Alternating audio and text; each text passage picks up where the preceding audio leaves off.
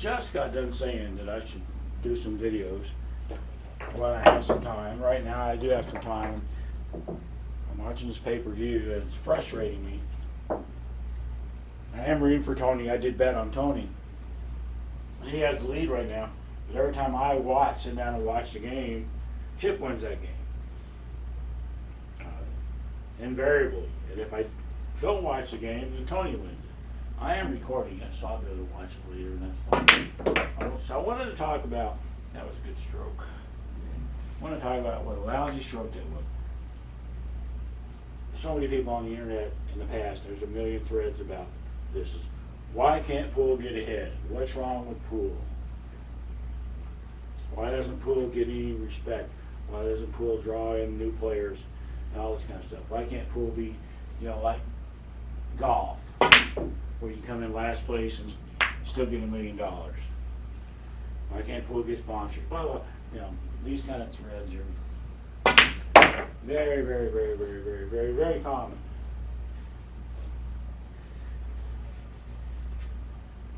So I'm going to give you my 2.5 cents worth on what I think some of the biggest problems are with Poole as it stands today and why they can't get ahead. And there are a million honorable mentions. One of the honorable mentions would be the men's pro tour. How many times have they tried to start a men's pro tour and the egos all get involved and they start being assholes about it, and it just never lasts. That's always been a big one for me. But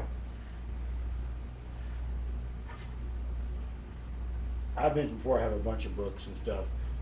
I've read a bunch of things about, the legendary pool players, things like that, and an awful lot of them, it seems like an inordinate amount of them, started when they were really young.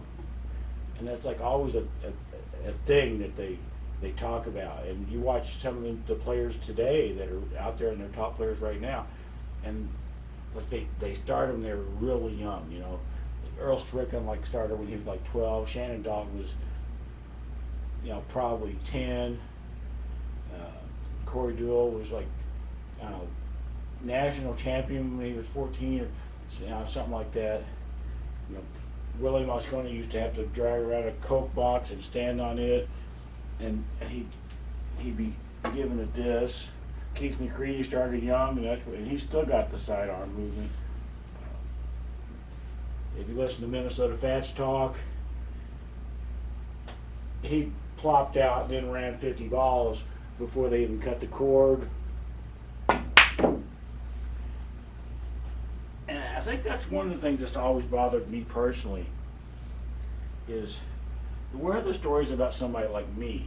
I didn't start playing pool seriously at all until I graduated high school. I was in the Air Force. I was too young to go to bars. So I went to the rec center on the base and I played pool. And where are the people that didn't start until that late age and still get to be a decent player? They've got to be out there, but you never hear about them because that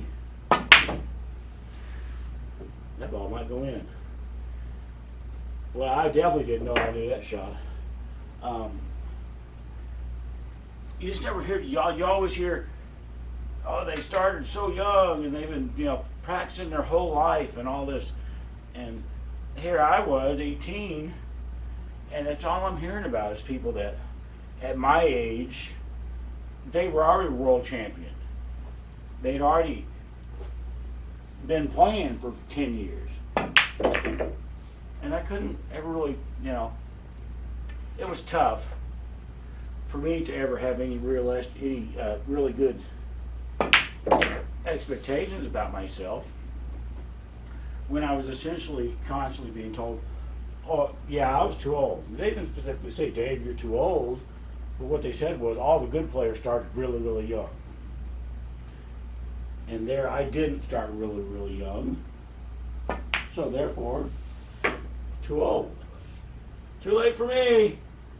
It's like Olympic figure skaters or whatever. They start practicing when they're 2 years old, and by the time they're 15, they're washed up. It shouldn't be that way. I think if the powers that be, whoever those might be, if they want to get younger players, new pool players involved in the game, I think one of the things that they should do is stop telling those new pool players, yeah, don't bother, you're too old. You can't start now. That's crazy talk.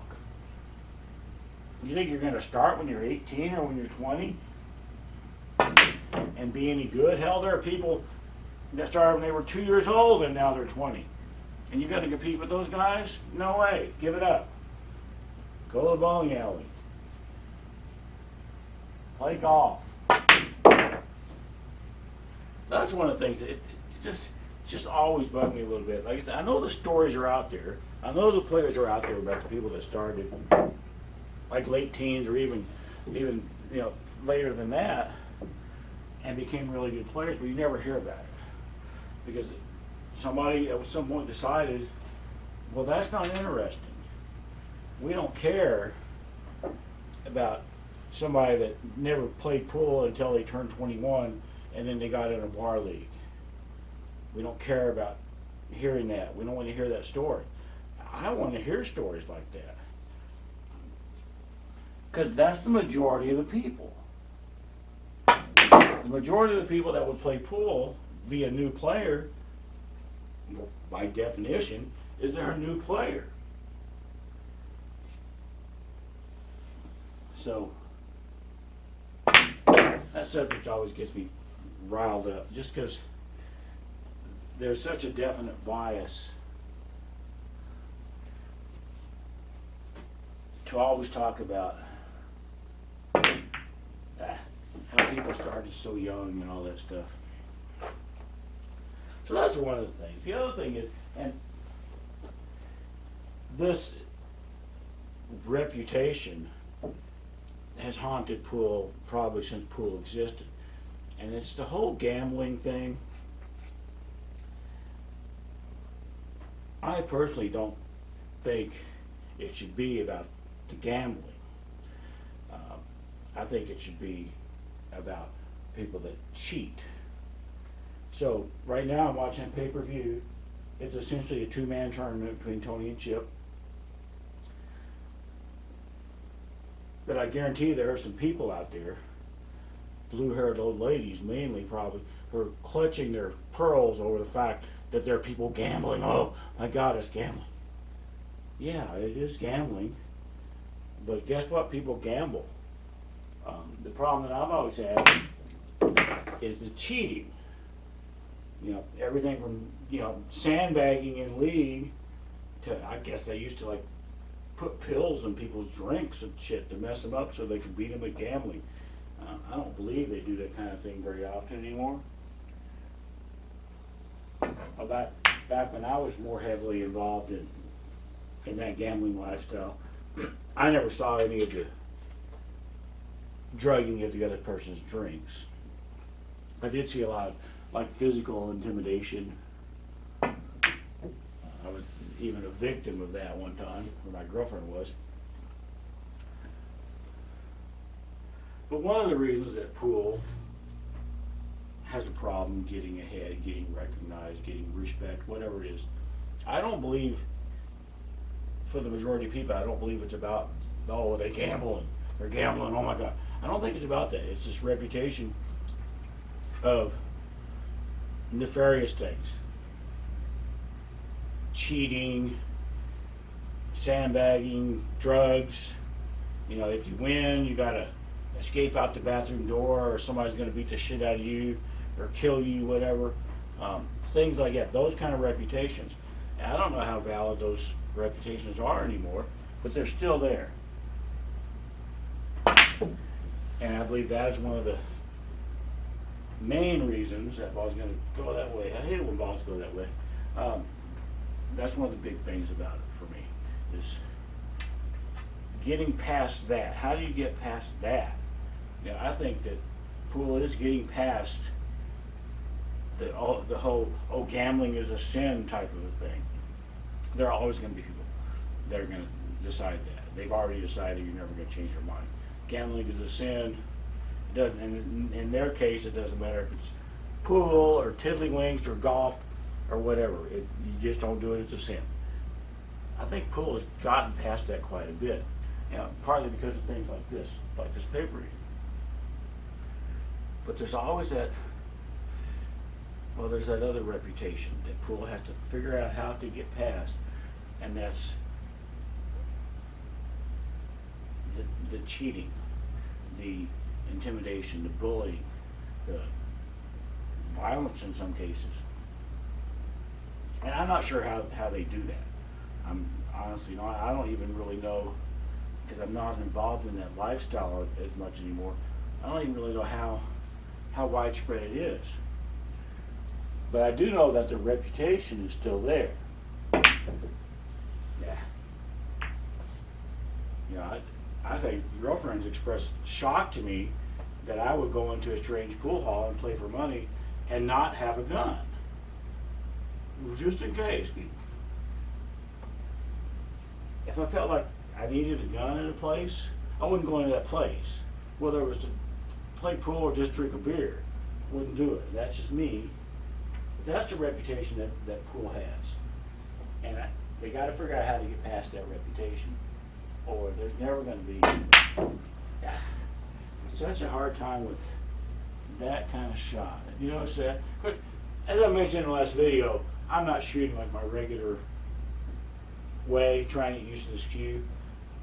I'm exaggerating everything, long strokes, and putting English on everything, just giving my inner pool player a feel for the shot. So I can make this 3, I really can. I'm shooting it my normal way. I can shoot it and it'll go in. I'm just trying something different. So yeah, so you got to get past the reputation of pool being like dirty, like being, you have to be you're a bad person if you play pool well, for money especially. You're going to cheat. You're going to run into cheaters. You're probably on drugs. All this kind of stuff that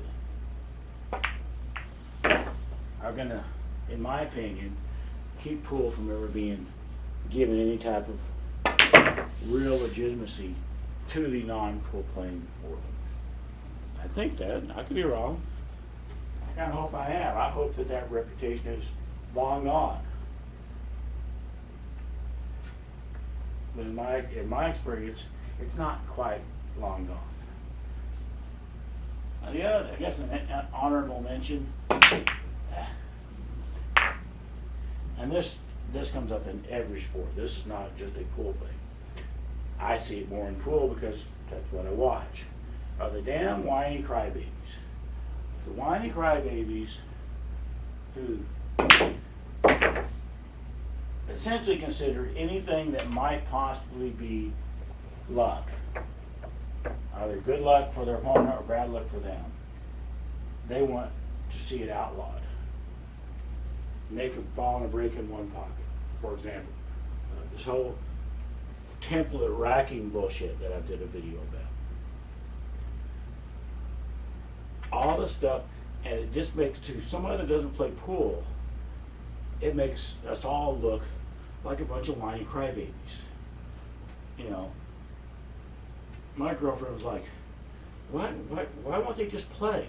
Why don't they just play? And this is when we were watching a match, and it's like 8-ball on a bar box. Doesn't matter what game it was, but the guy is racking it. I swear for 10 minutes, he's racking it, and he doesn't like it, so he racks it, and he does for like 10 minutes. The guy's doing this bullshit. Just shoot, just play. Quit being such whiny crybaby about things that could be considered luck. Guess what? There is luck in pool. There is luck in a lot of activities. And it's quite possible that there's whiny crybabies in a lot of activities. I just don't hear about them because I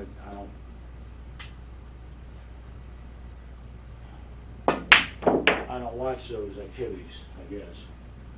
Maybe because I can't hear them because they have football helmets on or whatever. Maybe the promoters realize this, so they're not going to put a mic on somebody that's a whiny prick. I don't know. I'm starting to ramble, and that's fine. I'm allowed to ramble. These are the things that I always think about when I hear people or read about people wondering why can't pool, get ahead? Why can't pool get the respect that something like tennis or bowling or golf gets? And those are some of the main reasons that I think about when I read that, is getting past this reputation that pool's just a bunch of cheaters and liars and thieves and stuff like that. That pool is full of a bunch of whiny crybabies.